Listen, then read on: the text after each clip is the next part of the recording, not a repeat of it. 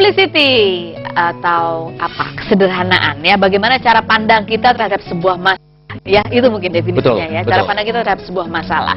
Kita membahasnya hari ini sudah ada dua tadi yang dibahas, yaitu bedakan hakikat dan pernik. Ayo, siapa yang masih fokus pada pernik-pernik? Cari hakikatnya. Dan yang kedua adalah fokus pada apa yang penting, yang menjadi tujuan hidup kita. Yang ketiga apa, Mas Arfan? Yang ketiga adalah keluar dari kotak. Kotak apa? Kotak permasalahan itu. Oh, kita berada di luarnya. Iya. Ketika kita berada dalam sebuah masalah, itu kita ibarat berada dalam sebuah kotak. Dan ketika kita berada dalam sebuah kotak, sulit sekali bagi kita untuk menyelesaikan masalah. Rumit sekali. Kita nggak tahu mana ujungnya, mana pangkalnya, keluarnya juga nggak tahu gimana. Gitu karena ya. kita emotionally involved, gitu, terlibat secara emosi. Betul. Nah, untuk bisa melihat masalah itu secara sederhana, kita coba keluar dari kotak, kita coba amati diri kita sendiri yang ada dalam masalah itu. Amati diri kita sendiri. Iya. Jadi kita apa ya, berusaha jadi orang lain, melihat diri. Kita mengambil jarak terhadap diri kita. Jadi ada dua diri kita nanti. Diri kita yang sedang bermasalah dan diri kita yang ada di luar yang melihat masalah dari kejauhan. Yang mengamati. Betul. Oke, baik, kita angkat telepon dulu. Halo, selamat malam. Halo, selamat malam. Selamat malam Bapak, dengan siapa di mana? Benyamin Basuki. Dengan Pak Basuki, silakan Pak. Benyamin Basuki di Pekanbaru. Oh, di Ya, Pekanbaru. Silakan Pak, Benyamin, pertanyaannya. Iya, selamat malam Pak Arfan. Selamat malam Pak Benyamin. Iya, saya udah beli nih buku Anda. Iya Pak, judulnya apa Pak? You Are Not Alone dan juga Seven Law of Happiness. Oh, ya. aduh. Terima kasih Iya. Pak Benyamin. Iya, saya mau tanya begini Pak Arfan. Silakan, tentang simplicity. Ya.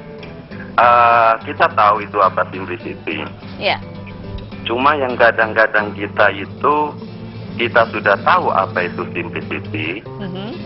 Tapi kadang-kadang ketika kita mau bersikap simplicity, energi atau daya untuk berpikir ke arah apa itu simplicity, kadang-kadang kok nggak ketemu gitu, nggak mengepal kita gitu, sehingga kadang-kadang kita ya larut gitu. Nah, bagaimana membangun daya kesadaran bahwa ini loh ada hukum tentang simplicity, sehingga kamu akan lebih bahagia. Nah, apa itu yang bisa kita pakai untuk menuju daya itu? Demikian Pak Arfan. Baik, Baik terima kasih Pak Benyamin. Terima kasih banyak Ya. pertanyaannya. Sudah tahu, tapi bagaimana supaya kita betul-betul itu disadari Iya. melakukannya? Iya, sudah tahu, tapi kita masih emotionally involved. Ya. Kenapa? Karena kita masih berada dalam kotak. Sama halnya dengan pemain sepak bola juga kan. Pertanyaan saya, yang lebih pinter itu adalah pemain bola atau pengamat bola? Pengamat dong pasti. Iya. Maka kita harus menjadi seorang pengamat. Tapi yang kita amati adalah diri kita sendiri. Itu. Tapi syaratnya apa supaya kita bisa menjadi seorang pengamat? Kita harus keluar dari situasi itu. Jadi katakanlah begini, Feni sedang punya masalah gitu ya dengan rekan kerja misalnya. Sekarang Feni harus keluar dari masalah dan melihat ada orang yang namanya Feni Rose yang sedang bermasalah dengan rekan kerjanya. Ternyata masalahnya kalau dilihat-lihat sebenarnya hanya masalah sepele sih, hanya salah paham. Tapi kok bisa nggak ngomong sekian lama misalnya begitu.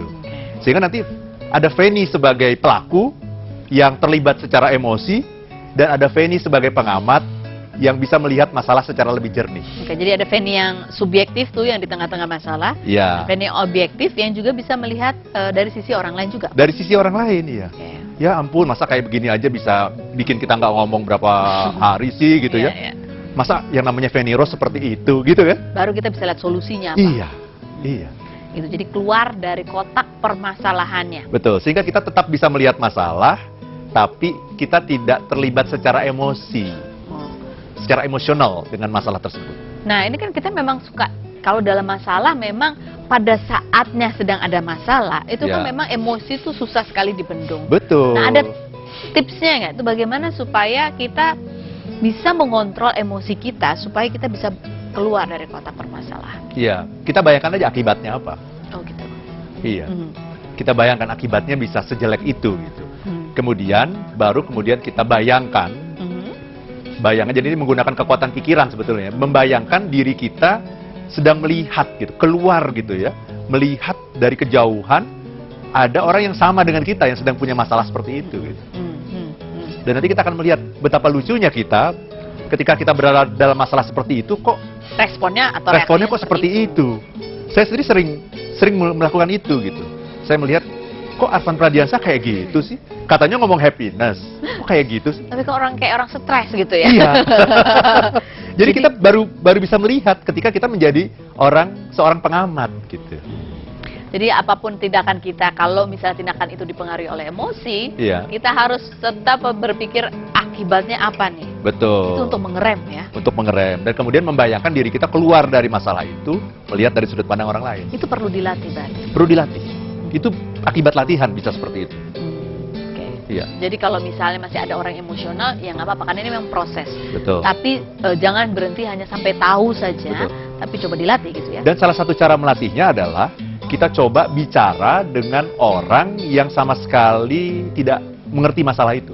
Betul-betul orang yang netral, yang nggak pernah ngobrol sama kita mengenai masalah itu. Oke. Kemudian kita minta dia untuk menilai, Memberi pandangan. gitu ya. Mhm. Nanti pandangan itu akan jauh lebih jernih daripada pandangan kita gitu. Iya sih. Nah kemudian bayangkan diri Anda menjadi orang itu, melihat dari sudut pandang orang itu. Itu salah satu caranya ya. Saya suka menggunakan istri saya sebagai Ini partnernya gitu. Untuk menanyakan ada masalah ini. Perlu Ya. nggak menyebut bahwa itu masalah kita? Nggak apa-apa. Nggak apa-apa. Curhat gitu namanya. Curhat, ya. Tapi coba lihat deh dari sudut pandang kamu gimana. Nah, tapi curhat sama orang yang netral. Jangan curhat sama provokator. Iya. Sama provokator malah tambah runyam gitu. Baik, pemirsa, kita masih akan membahas tadi ada 6 langkah bagaimana untuk bisa mencapai simplicity yang merupakan hukum atau salah satu dari 7 laws of happiness. Dan nanti juga kami tidak hanya berdua, ada satu narasumber yang akan sharing bagaimana pengalamannya, dan ini tamu kita sangat unik, sangat terkenal, selalu pink dari atas ke bawah. Siapakah beliau? Nantikan sesaat lagi, tetaplah bersama kami di Happiness with Arfan Pradiansyah. And if you wanna be happy now.